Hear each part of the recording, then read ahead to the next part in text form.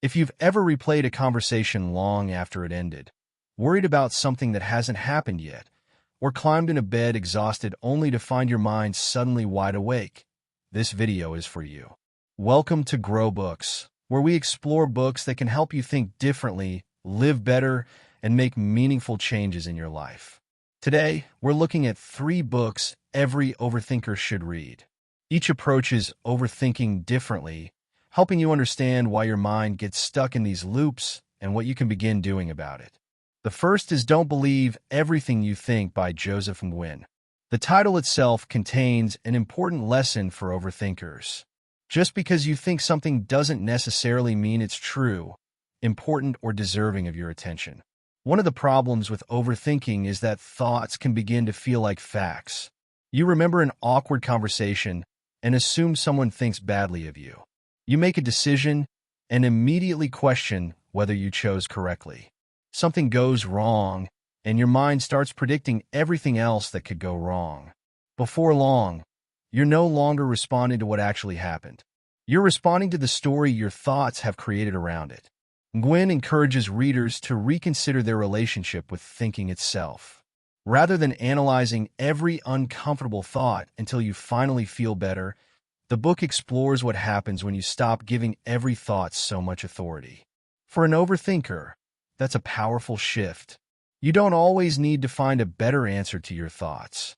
Sometimes you need to recognize that the thought doesn't require an answer at all. The second book is Quiet Nights. Stop Overthinking and Finally Sleep Peacefully by Julian Merren. This one focuses on a problem many overthinkers know extremely well: nighttime. You can spend the entire day feeling relatively fine, but the moment the lights go out, your brain decides it's time to revisit everything. Tomorrow's responsibilities appear. Yesterday's mistakes return. Unfinished conversations replay themselves. Then you notice you're still awake. Now you're not only overthinking everything else, you're worrying about how little sleep you're going to get. Quiet Nights was created specifically around this experience.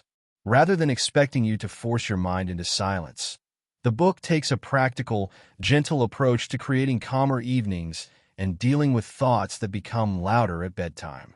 That's what makes it different from a general book about overthinking.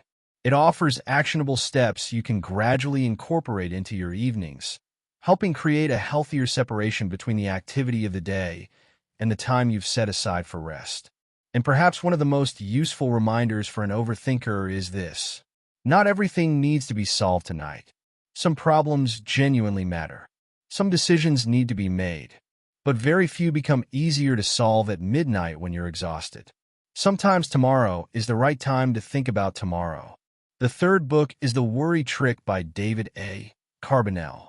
This is particularly interesting if your overthinking tends to begin with 2 words. What if?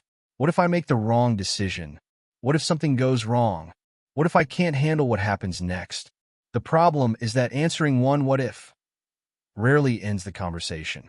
Your mind simply produces another. Carbonell explores the way anxiety can draw us into treating uncertainty as a problem that must constantly be solved. That's useful for chronic worriers because reassurance often provides only temporary relief. You answer one worry, feel better briefly, and then another uncertainty appears. The deeper skill is learning how to respond differently to uncertainty itself.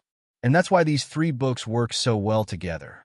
Don't Believe Everything You Think helps you reconsider the importance you give your thoughts.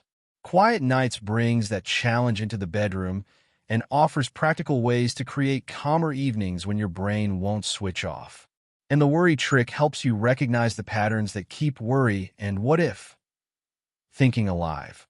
You don't need to read all 3 at once. Think about where overthinking affects you most. If you're constantly analyzing your thoughts, start with Don't Believe Everything You Think. If your mind becomes busiest when your head hits the pillow, Quiet Nights may be the better starting point. And if uncertainty and endless what if questions dominate your thinking, take a look at The Worry Trick. Whichever you choose, remember that the goal isn't to never have another unwanted thought. The more useful goal is learning that you don't have to follow every thought wherever it wants to take you. Sometimes you can notice it, acknowledge it, and let it pass. Thanks for watching GrowBooks. If you enjoyed this video, please give it a like and subscribe for more book recommendations, summaries, and ideas that can help you grow. And check the description below for helpful links and more information about the books mentioned today. Until next time, keep reading, keep learning, and keep growing.